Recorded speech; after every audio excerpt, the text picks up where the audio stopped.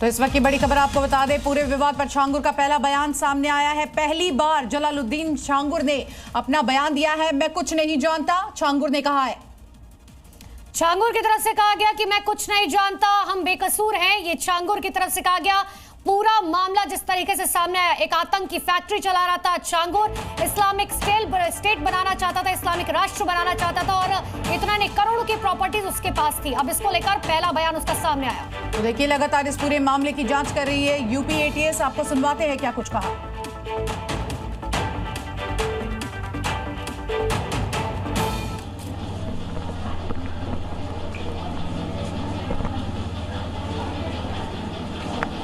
अरे छांगुर जी, आप पर आरोप है धर्मांतर के, क्या कुछ कहेंगे? आपके ऊपर इतने गंभीर आरोप लगे हुए हैं। हम बेकसूर हैं, हम कुछ नहीं जानते। आप जाए।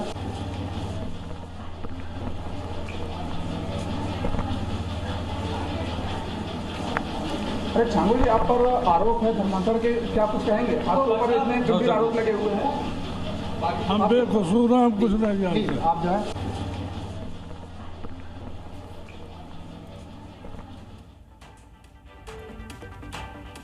देखिए, छांगुर का फोन था पुराना, पर था सबसे खतरनाक हथियार। कीपैड वाला ये मोबाइल स्मार्टफोन नहीं था, लेकिन इसके जरिए छांगुर सबकी नजरों से बचता था।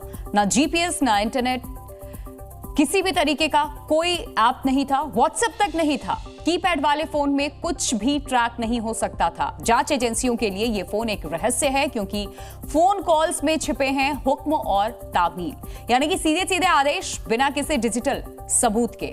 यही था छांगुर की सुरक्षा का राज, जो उसे बनाता था कानून के हाथों से किस तरीके से दूरी बना करके हमेशा इसने रखा और बचाए रखा इस कीपैड फोन ने इसको। एक रिपोर्ट आपको दिखाते हैं।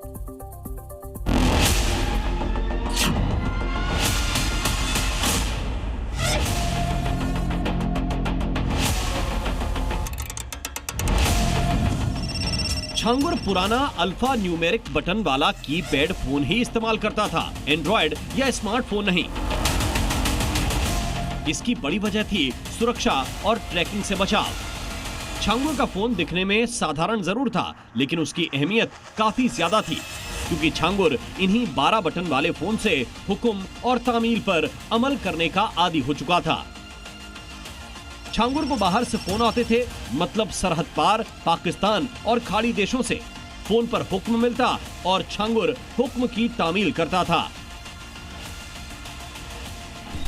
छांगुर का आका हफ्ते में एक बार फोन करता था, कहता था हुक्म और छांगुर कहता था तामील।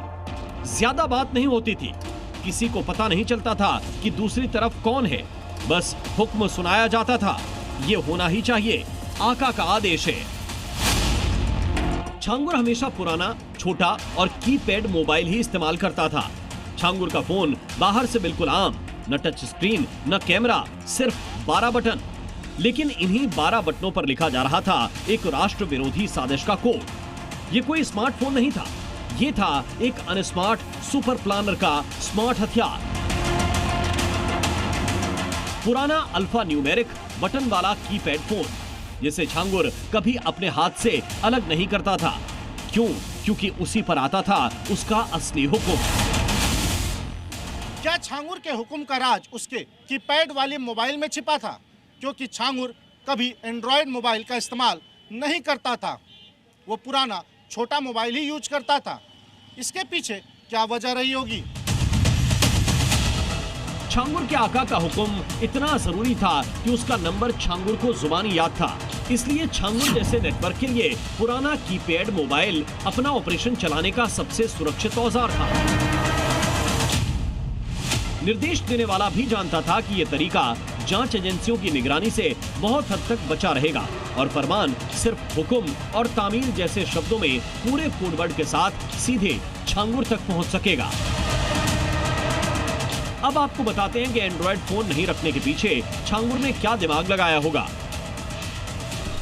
पुराने कीपैड फोन यानी नॉन स्मार्टफोन में लोकेशन ट्रैकिंग मुश्किल है। Air tight internet locks, apps, GPS या क्लाउड बैकअप जैसी सुविधाएं इन फोन में नहीं होती। इसलिए जांच एजेंसियां इनकी लाइव लोकेशन, चैट या डेटा ट्रेस नहीं कर पाती। सिर्फ कॉल, न कोई रिकॉर्डिंग, न चैट। इन फोन में ऐप बेस्ड कॉल, व्हाट्सएप या ऑडियो वीडियो चैट्स नहीं होती, जिससे डेटा प्रूफ की संभावनाएं भी कम हो जाती हैं। बिना क्लाउड बैकअप कोई डिजिटल लिंक नहीं। स्मार्टफोन की तरह फोटो, फाइल, चैट क्लाउड में सेव नहीं होती। फॉर्मेट होते ही सब कुछ मिट जाता है। बटन वाले फोन का डिस्पोजल आसान होता है। ऐसा फोन रखना, छुपाना या जरूरत पड़ने पर फेंकना कहीं ज्यादा आसान होता है।